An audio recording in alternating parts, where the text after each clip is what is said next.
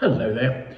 Today I'm lucky enough to be in Saint Emilion at Chateau Trotte, Vielle, where I'm doing an en-primeur tasting with the wines from Bordeaux, which is a company owned by the Casteja family.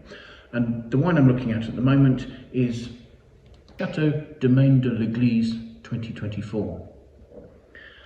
And Chateau du Domaine de l'Église is a very small property in Pomerol, planted almost entirely to Merlot. I think there's 2% of Cabernet Franc goes in with the Merlot in this particular wine. And I think it's a chateau that perhaps because it isn't particularly large, actually gets overlooked in terms of quality as far as Pomerol's concerned, and often provides some really nice value for money. Being an en-primeur sample, this is a wine that has yet to finish its aging. It's probably been in barrel for 3 or 4 months, so still has a period of many months to age in barrel. Now 56% of the wine has gone into new French oak barriques, and the balance will be in presumably second and third fill barrels.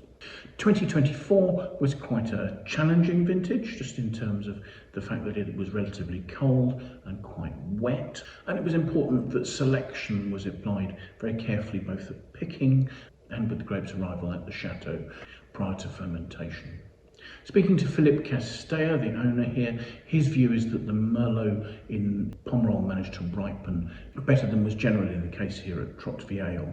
And so perhaps there's just a little bit more sort of richness, ripeness and opulence to these wines. So let's see what we think, shall we? First thing to say is, looking at the colour, this is relatively dark. It's not quite opaque, but it's a deep purple ruby colour. The wine here has 14% alcohol, so fairly standard level of alcohol for a Pomerol. It's clinging quite readily to the glass and forming noticeable tears on the side there as it runs down. So let's see what we make of the aromas, shall we?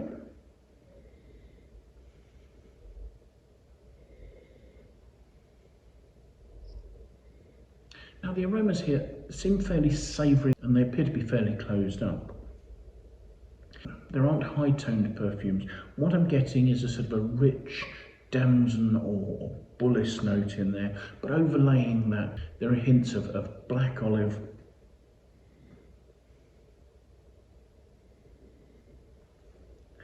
There almost seems to be a hint of fresh cassis runs through the middle of the aromas there. But there's also quite a classic Pomerol earthiness and some hints of sweet spice pointing to the wine's oak aging. So let's have a taste.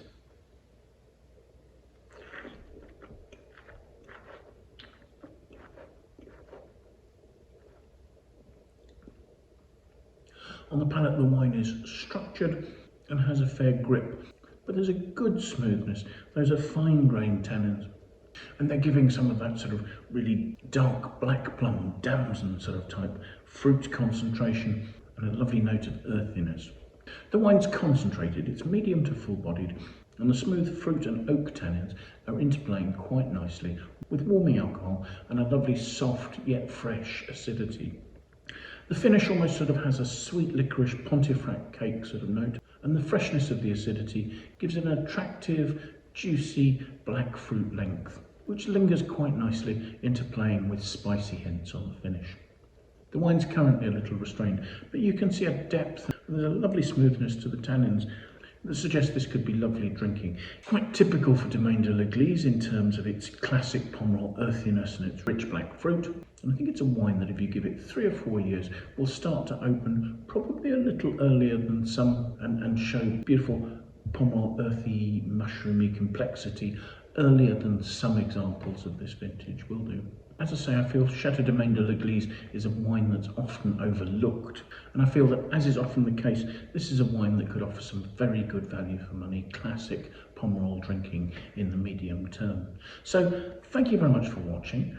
I'll leave a link in the notes to the page for this wine on the Wine Searcher website, and then that way, once it becomes available to purchase en-primeur, you can see what the price is, you can decide whether you think that's value for money, and you can find out where the wine might be available. If you've enjoyed the tasting, do please sign up to our YouTube channel and subscribe to that. That would be a fantastic way to support what we're trying to do here. It would also enable you to set a notification and be warned every time we publish a new tasting.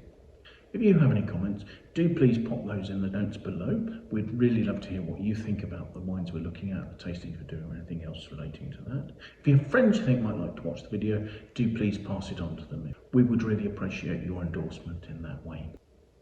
So thank you for watching. Over the next couple of weeks, I'll be in Bordeaux tasting more of these en-primeur wines to try and give you an idea of the en-primeur experience. So I hope we'll see you again as you join us and taste along. So until then, bye for now.